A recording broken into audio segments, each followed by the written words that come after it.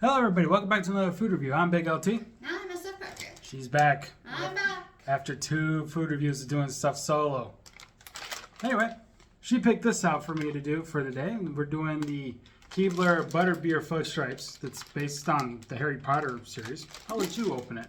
Oh, okay. Since you volunteered to do that Yeah, one. I've never had anything butterbeer flavored, so that is why I chose it.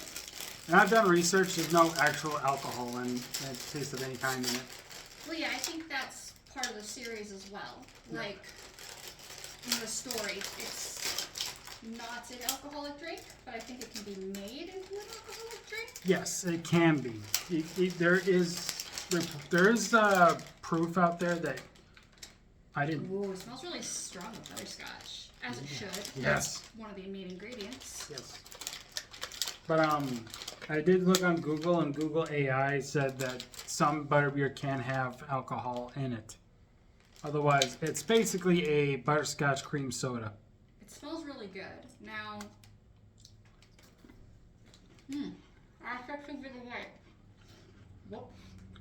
And just so everybody's aware, there's a Hershey's Kisses version of this. I'm going against it because it's just too much to do right now. Are you sure it's a cream soda? Butterscotch and cream soda. That's what I'm asking. Are you sure it's a cream soda, not like cream or creme brulee or? No, Google said it was cream soda. You can look it up on Google yourself. Because I always assume cream soda is a root beer flavor. It's vanilla flavored. Oh, it's a type of vanilla. Yeah, Okay, it's vanilla. that explains it. Root beer is different.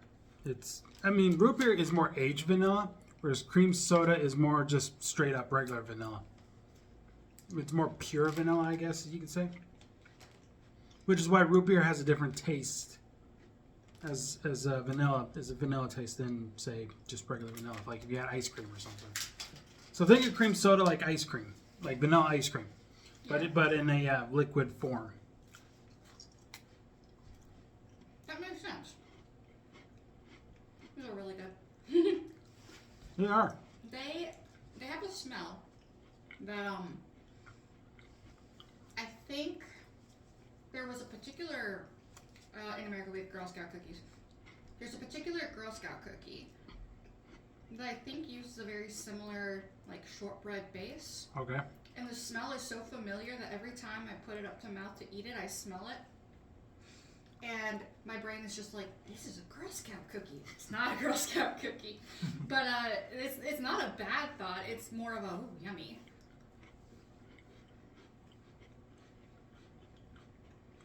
I think I'm good for now. Mm-hmm. I don't want to overdo it, so to speak, if you know what I mean. I haven't had sugar in a while, so I'm Make- catching up. Makes sense. Mm. No. I felt that hit my foot. Yeah, I dropped a little piece. This isn't a problem with the cookie. It's a problem with the fact that I'm shoveling it into my face. I will say I didn't get much of a butterscotch taste.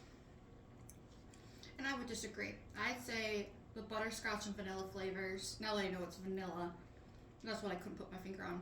They're very evenly mixed together. But I'm pretty sensitive to the flavor of butterscotch because I don't eat it very often. And I don't dislike it, but I don't love it enough to eat it all the time or anything like that. So when I do eat it, I tend to be really, really picky. Like butterscotch pudding, it's good, but I'm not going to go for a second pudding cup. What? But with these, like because it's got the cream soda to it, oh yeah, I can go back for more. Okay, now you brought up butterscotch pudding. I'm curious, what brand of butterscotch pudding do you get? I don't. When I was a wee little girl, like 6 years old, butterscotch pudding was my grandmother's favorite. Mm. And while she was still alive, if she was babysitting me, she'd give me a butterscotch pudding cup. So And I you- have no idea what brand. Okay. Well, I like butterscotch pudding, and I know what brand I like, and What's your brand? it's a Swiss Miss. I prefer Swiss Miss just in general when it comes to pudding.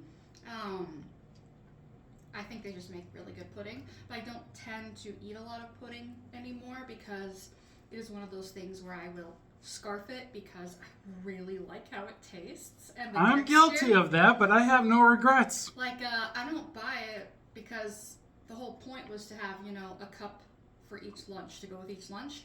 And then I eat it as the lunch in one go. And I don't like doing that, so I don't do that anymore. I have no regrets when it comes to getting butterscotch pudding down, even if I do scarf every one of them down That's in one my day. whole reason for I just love it too basically much. putting off sugar these days is Scarfing it down too much, right? Mm-hmm. I will say another thing about sugar's had too much control in my life when it comes to eating and trying to stay healthy. I'm guilty of that too. The more sugar I cut out of my diet, not only do I feel better, it's been a lot easier for me to eat healthy. In other words, sugar has kind of been getting in the way. It's been sabotaging my efforts to eat regular meals. It's been causing cravings and triggers in various places where I know I can easily get my hands on it. It doesn't even make me feel full. Okay. So it leaves me hungry all the time.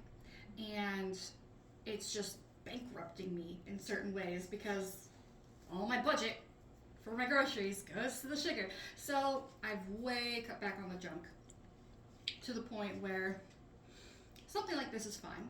Totally fine. But now I eat regular meals. I don't have intense cravings because I'm hungry. I don't emotionally eat intensely anymore. A family member told me she thinks I've lost weight. I don't think so. I don't see it. But I didn't do it for that. I did it because it's had a stranglehold on my life and I want my control back. I will say something here. Back in the 1930s during the Great Depression, you know how a lot of Americans got through it? How was that? They ate candy. That makes sense. Because it triggers dopamine in the brain, which is the hormone. I don't know if it's hormone, but it's definitely a chemical that interacts with the part of your brain that says yes, good, pleasure, want more. Because think of it this way: a Reese's peanut butter cup back then was only a penny. Oh yeah, and peanut butter in general, even if it's got sugar in it.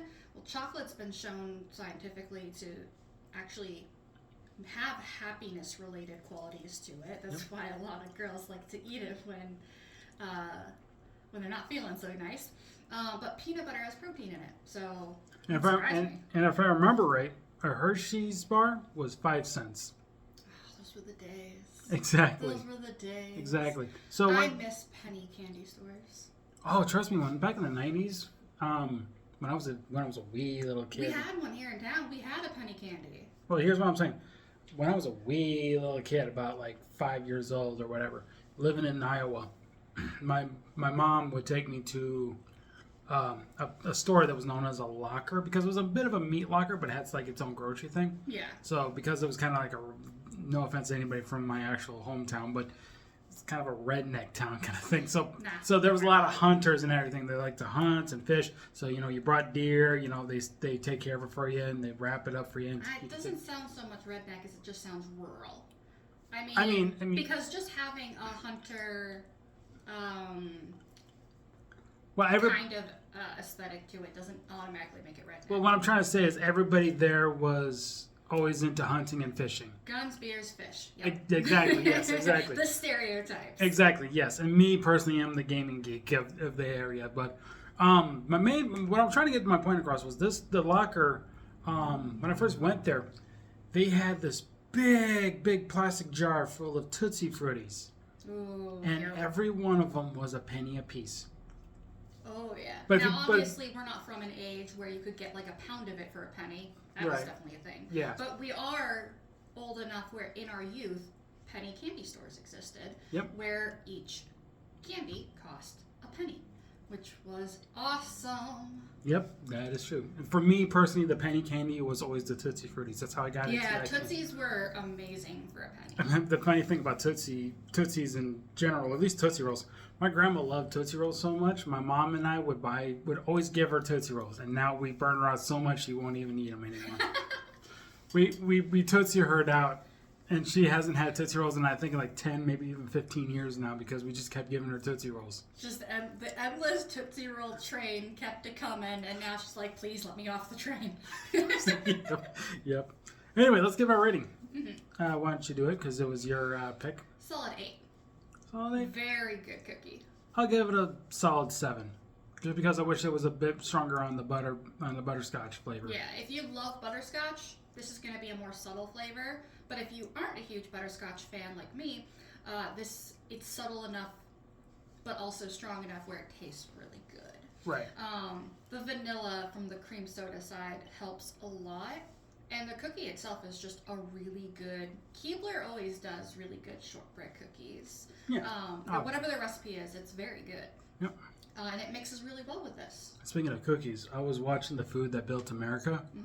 One of the episodes I watched today was about cookies, and it was about Mrs. Fields cookies and Famous Amos's cookies. Ooh, Famous Amos is still a thing right now, isn't it? I believe so. That's what they said on the show, and that was back... I've just not heard of the other one, but I've heard of Famous Amos. I think I've heard of Mrs. Fields at some points. I don't know if it's like anything you can find around here, but I mean, if you ever look, keep an eye out. But yeah, I think I've also seen Famous Amos, and I was thinking to myself when I thought about it, I was like, I'm gonna go to the vending machine and see if they have Famous Amos. I don't think I ever checked for that. I go down there, there's nothing there. They have chips. I think they had Chips Ahoy though. I feel like they used to be in the vending machines more often than they are now, which makes me sad because if you can't even survive in the vending machine, then what does that say about your future as a cookie? Yep. But anyway, thanks so much for watching this food review. Of course, I've been BigLT. I'm SFParker. We'll see you guys next time for another food review. You have a good day. Take care. Bye bye.